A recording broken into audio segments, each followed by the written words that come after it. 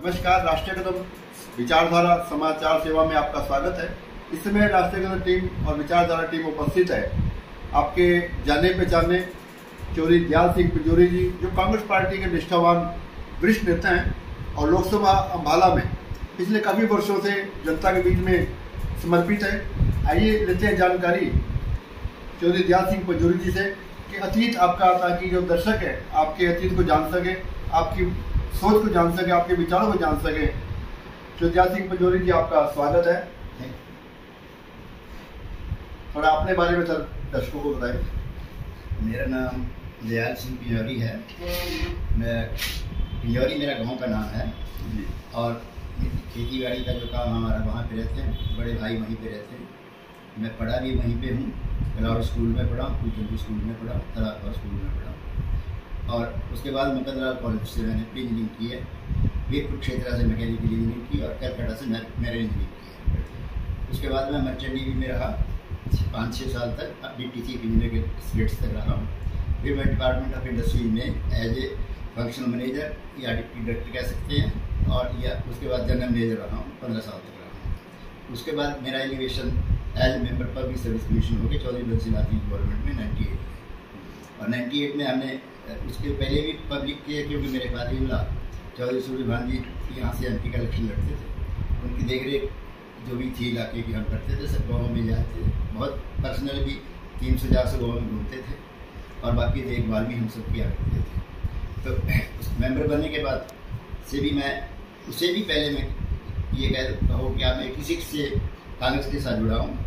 एक बार मौका मिला था आदरणीय लेट श्री राजीव गांधी से मौका मिलने का, तो उसके बाद से उन्होंने ही मुझे प्रोत्साहित किया था कि वे आप हमारे साथ कांग्रेस में आ जाए और मेरी विचारधारा उनसे मिली है, तो इसलिए मैंने उनके साथ जुड़ किया और उससे तभी से मैं जुड़ा हुआ हूँ। भले ही फादर BJP में थे, तो मेरी विचारधारा कांग्रेस के साथ ही जुड़ रही है।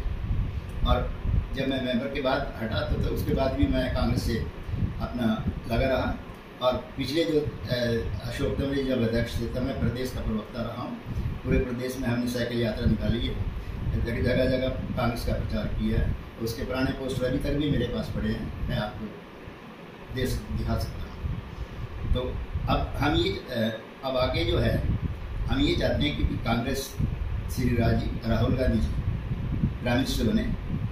हम कांग्रेस चाहते हैं कांग्रेस आए और ये जो राजनीति आजकल चल रही है, कभी हिंदू मुसलमान, कभी गाय, कभी कुछ, मतलब जो असली मुद्दे हैं, बेरोजगारी है, महंगाई है, भ्रष्टाचार है और ये जो सोशल इकोनॉमिक्स बात है उसको छोड़ के ये दूसरे मुद्दे में उलझा के देश को बर्बाद करने पे तुले हुए। हम टोटली विरोध कर रहे हैं, शुरू से करते रहे हैं। राहुल गांधी जी के भारत जोड़ो यात्रा में भी हमने इसका पूरा विरोध किया और आगे भी करते रहेंगे जैसे पार्टी रहेगी।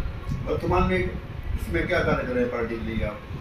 इस टाइम मैं राहुल जी, पहले तो मैं भारत जोड़ो यात्रा से जुड़ा रहा हूँ और अभी चाहे वो फेसबुक है, इंस्टाग्राम हो, चाहे उस पर हो, ये पीछे राहुल गांधी जी जब आए थे तभी हमने पार्टी के लिए पूरा काम किया और अभी भी हम डेली मतलब कुछ ना कुछ अपना फेसबुक पे, व्हाट्सएप पे जो भी है वो डालते रहते हैं और पार्टी के नेताओं से मिलते रहते हैं और उनसे ये कहते हैं भी आप कांग्रेस की बात करो, एक दूसरे के किसी गुट या कुछ की बात मत करो।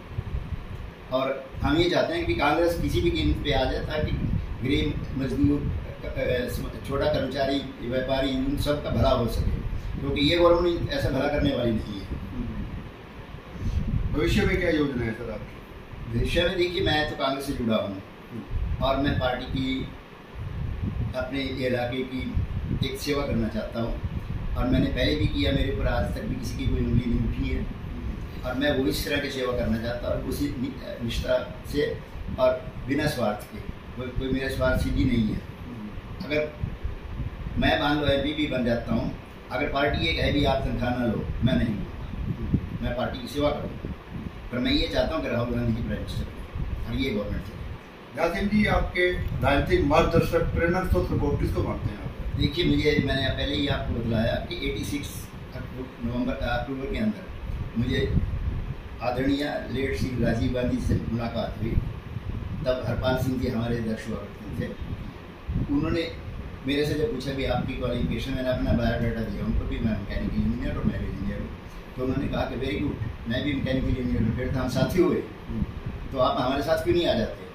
बस वहाँ से मैंने शुरू किया। हाँ, मैं थोड़ी जानकारी और चाहूँगा। देखो, योग्यता को सम्मान है, तो न जाने क्यों आपने कभी विधानसभा के लिए या लोकसभा के लिए कभी आपने अप्लाई किया, या मन करता है कई बार एक बार पार्टी की इस मन से भी सेवा की जा सके?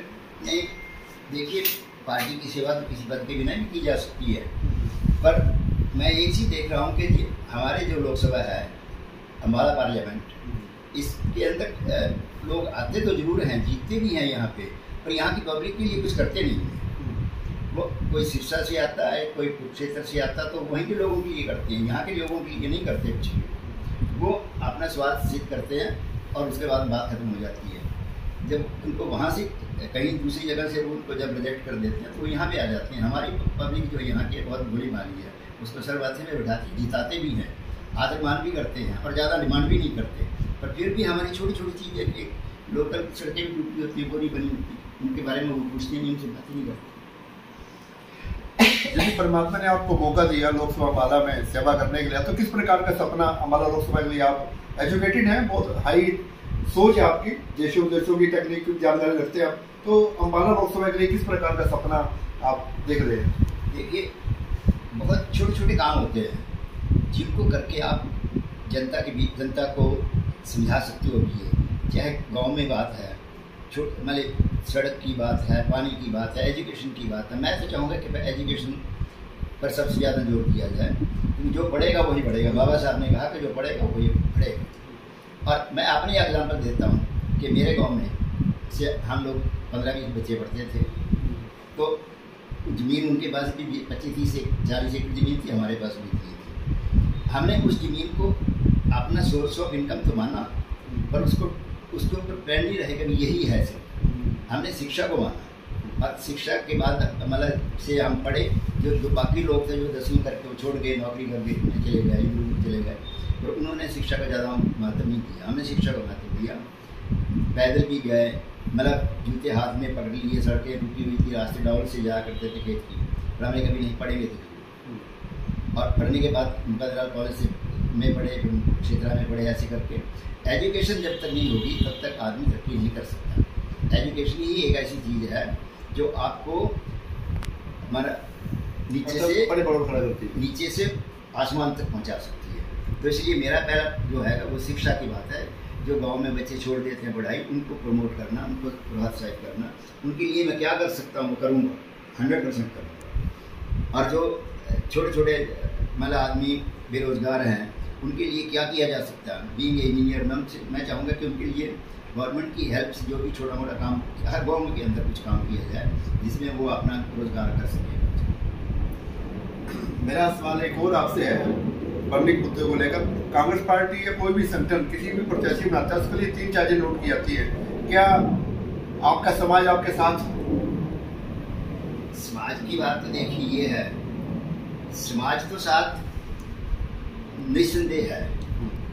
उसका कारण है कि हमें जब भी मौका मिला हमने समाज का काम किया, और समाज के अलावा भी दूसरे जो लोग हैं वो उससे भी ज़्यादा मेरे साथ हैं, क्योंकि जब मैं किसी भी काम पर हुआ मैंने कोई भेदभाव नहीं किया, ना तो जाति का, ना धर्म का, ना पार्टी का। कोई भी आदमी आ गया मेरे पास तो मैंने उसका काम किया। मैं आपको एक छोटी सी एग्जांपल अगर कहो तो मैं बताऊँ। सिधौरा से मुझे 96 में बीजेपी से इलेक्शन लड़ाया था, बादल कहने भी आप लड़ो, मैं लड़ा, तो मेरे पास हार गए, तो मेरे पास मैं यूट्यूब पे मतलब मेंबर बना दिया। तो एक लड़का जो कि मेरा पूरा विरोध कर रहा था, मुंडन था, तो पूरा विरोध कर रहा था, उसी विकास पार्टी से था, क्योंकि विकास पार्टी से दीपचंद खड़े थे। तो मैंने कहा उन्होंने पूरा विरोध किया, हमने कहा कि वो घबरा गया। हमने कहा कि देखिए घबराने की बात नहीं, यहाँ पे मैं एक जज हूँ और जज का फर्ज ये होता है इंसाफ करें। आप अगर उसका काम ठीक होगा तो मैंने कहा करूँगा, अगर ठीक नहीं होगा तो नहीं करूँगा। उसने ठीक से बात की, हमने उसका काम कर दिया, बात करें। हम भेदभाव रखते ही नहीं, दुश्मन के भी साथ भी नहीं करेंगे अगर ऐसी बात होगी। समाज का पूर्ण सहयोग बिल्कुल 100%। दूसरी बात आती है, देखो आप निर्विरोध सर्वमान्य नेता के तौर पर आपकी ख्याति है, व्यक्तिगत तौर पर या गुटबाजी से दूर रहे हैं, हमेशा पार्टी को आपने बड़प्पन दिया, पार्टी को आपने महत्व दी है, फिर भी हर जगह कोई ना कोई गुटबाजी को विरोध होता ही है सर। सब क्या कांग्रेस कार्यकर्ता भी बिना किसी बात के आपके साथ एक तरफा खड़े मिलेंगे सर? आपको विरोध तो नहीं करेंगे? बिल्कुल नहीं करेंगे, बिल्कुल नहीं करेंगे। कांग्रेस तो चाहती है, कांग्रेस के कार्यकर्ता क्या, समाज के कार्यकर्ता क्या, वो सब यही चाहते हैं कि भी मुझे टिकट मिले। और क्योंकि मेरा जैसा आदमी, उनको ये पता है कि भी मैं किसी के साथ बेइंसाफी नहीं करूँगा और ना ही सहन करूँगा। जब भी मैं कहीं मेरे को मौका मिलेगा, मैं कोई बेइंसाफी ना करूँगा, ना करने दूँगा। तो लोग इसलिए पसंद करते हैं। मैं किसी गुट की बात नहीं करता, मैं कांग्रेस की बात करता हूँ, राहुल जी की बात करता हूँ। क्योंकि मैंने फेसबुक पे या व्हाट्सएप पे कई बार कहा है कि रूलिंग में या अपोजिशन में there is only one leader who can speak against the wrong deeds of this government and that is Rahul Gandhi. मतलब इस गवर्नमेंट के गलत कार्यों के प्रति कुछ कोई बोल सकता है या बोल रहा है, चाहे वो रूलिंग में है चाहे अपोजिशन में है, वो सिर्फ राहुल गांधी है और कोई बोल नहीं रहा। ना रूलिंग का बोलता है ना अपोजिशन का बोलता है, हर आदमी अपना दूसरे के साथ। That's why he is facing that much troubles। पर वो हिम्मत रखी उन्होंने गट्स रखे हैं कि वो गलत को गलत कहा, ठीक को ठीक कहा। जब राफेल की बात आई थी, मैं बीच में थोड़ा सा जोड़ना चाहता हूँ कि 14 से लेकर बीच में मैं प्रवक्ता रहा हूँ प्रदेश का। मैं इस टीवी भी गया हूँ, आज इसमें अभी में वहाँ पे डिबेट भी हुई थी राफेल के बारे में। जो 525.25 करोड़ का था, उसको 1700 करोड़ का करने का क्या उचित मतलब है? उसमें ऐसा क्या एक्स्ट्रा ऑर्डिनरी लगा दिया गया कि जिसको इतना कीमत दिया? वहाँ पे बहुत बड़ी वो बात हुई थी। और तब हमने तो 125 कितने गैस के लिए वो सप्लाई के लिए कहा था, इन्होंने मेरे ख्याल 30 कितने 35 कितने की बात करी है। तो हमने तो राहुल जी ने ये बात तब बहुत पहले कही दी थी कि इसमें घटना है कुछ, पर उसकी बात को मजाक में लिया गया, तो उल्टा सीधा कहा गया उनको। पर वो दूरदर्शी है, ऐसा नहीं है, बहुत बुद्धिजीवी है, वो दूरदर्शी है। उनको लाइटली इसलिए लिया जाता है कि उनको पता है कि हमारा जो लोग हैं ना, एक बार उनको मैं सरूपा छोड़ दूँ वो साथ लग जाएंगे। पर राहुल जी जो हैं बहुत दूरदर्शिता से बात करते हैं, ऐसा नहीं करते, उनमें कहीं भी कोई कमी नहीं है। एक देश एक मेरा एक सवाल, तीसरा पैमाना वो चेक करते हैं कि जिस फील्ड में आप कार्य कर रहे हैं, चाहे वकील हैं, डॉक्टर हैं या आप एक्स सर्विसमैन हैं, क्या एक्स सर्विसमैन भी आपको पूरा समर्थन करेंगे सर? मेरी पार्लियामेंट के अंदर, हमारा पार्लियामेंट के अंदर वो किसी भी तरह का आदमी, चाहे वो एक्स सर्विसमैन है चाहे वो कोई भी है, मेरा कोई विरोध नहीं करेगा। ये मैं दावे से कह सकता हूँ। जहाँ भी आप कहना चाहो वहाँ कह सकता हूँ। जिस भी एसोसिएशन से आप कहना चाहोगे वो कहते हैं मैं उससे क्योंकि वो मेरे कार्यशैली को जानते हैं। मैं किसी के साथ बेइंसाफी नहीं करूँगा, ना करने। किसी भी बिरादरी की तरफ से आप कहोगे वो भी कह देंगे। आप पूछ के तो देखिए समाज में, मेरे कहने से नहीं होगा, पब्लिक में जाइए, आपको पता लगेगा कि क्या कहते हैं। आप कंपेरिजन कर लिए कि ये कैंडिडेट्स हैं, इसके बारे में आपका क्या विचार है, तो वो आपको बतला देंगे। मुझे कहने की जरूरत नहीं पड़ेगी, पर मुझे यकीन है कि मेरा कोई वोट। चलिए ध्यान सिंह जी, आपको तो वैसे कई केंद्रीय नेताओं के साथ, प्रदेश के साथ व्यक्तिगत तौर पर सम्मान संबंध भी है, और कल हरियाणा के पूर्व मुख्यमंत्री भगवंत सिंह हुड्डा का जन्मदिन भी है। मैं चाहता हूँ कि अपने टीम की ओर से उनको भी शुभकामनाएं दें। ये तो बहुत अच्छी बात है। मैं अपनी ओर से भी और अपने सभी साथियों की ओर से भी चौधरी भूपेंद्र सिंह हुड्डा को जन्म की बहुत बहुत बधाई देता हूँ और शुभकामनाएं देता हूँ। भगवान उनको दिन दूनी रात 24 रखे थे और उनको स्वस्थ रखे। कैसा रहा कांग्रेस का कार्यकाल उनके दौरान? उनके दौरान कांग्रेस का कार्यकाल बहुत बढ़िया रहा, निस्संदेह। उसमें कोई ऐसा नहीं था, तो उसमें कहीं ऐसी कोई बात नहीं थी। मैं भी उनको 1-2 बार मिला हूँ, 2-4 बार मिला हूँ उनको, और वो बड़े सरल से आदमी है। जब भी जाओ मिल जाओ, मैं कल भी उनको मिल के आया हूँ, तो बड़े सरल आदमी है। मैंने कहा जी मैं अकेला मिलना चाहता हूँ, कहता कोई बात नहीं, आकर तो मैं आता हूँ। 2 मिनट 5 मिनट के बाद वो आ गए। तो बहुत अच्छे व्यक्ति हैं, उनकी कोई ऐसा डाउट नहीं है कि उनमें कोई ऐसी कमी है, और वो सबको संभाल के चल सकते हैं।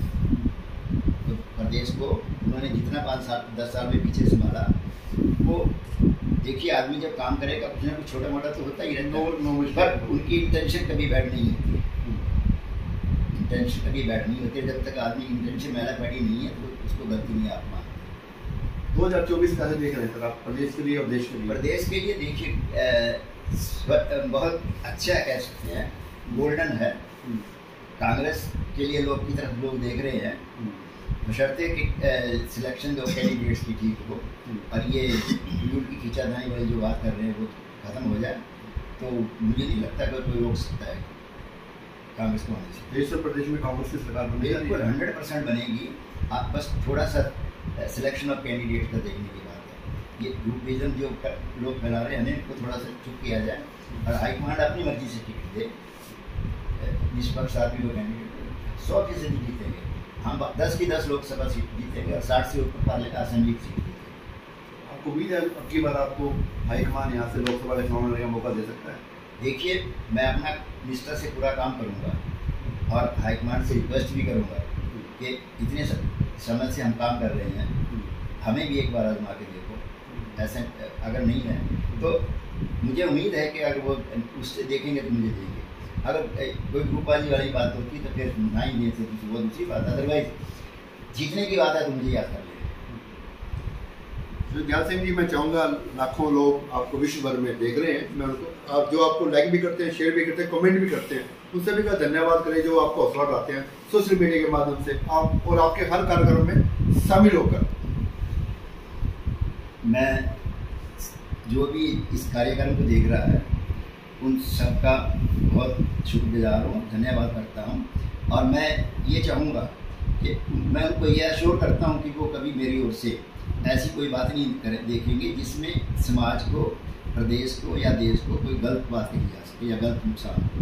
ऐसी कोई बात बिल्कुल भी निस्संदेह हो के अगर कोई मेरे प्रति कोई बात करता है ना, गलत भी बात करता है, तो मुझे एक बार मौका दें, मैं उसको क्लैरिफाई कर दूँ, कोई दिक्कत नहीं है। और समाज को तो मुझसे बहुत प्यार है, मुझे ऐसी कोई बात नहीं है। मेरा जो लोकल लोग जो जानते हैं, फेसबुक पे भी जानते हैं, मेरे हज़ारों की संख्या में लोग मेरे जानकार हैं, वो बहुत अच्छे से वो करते हैं, इसको अप्रिशिएट करते हैं मेरे कमेंट्स को, क्योंकि मैं सभी का धन्यवाद करता हूँ और बहुत बहुत शुभकामनाएं भी देता हूँ। अपना कनेक्ट नंबर जैसा कुछ बात करना चाहिए आपसे? मेरा नंबर, मोबाइल नंबर मेरा है 9812226060। वैसे भी मेरे पोस्ट वगैरह लगे होते हैं, सब पे मैं नंबर लिखता हूँ, अपना एड्रेस भी लिखता हूँ, मैं कभी वो छिपाता नहीं। निवास स्थान बदलता? निवास स्थान 60 माल टाउन, अम्बाला सिटी। बहुत बहुत धन्यवाद सर।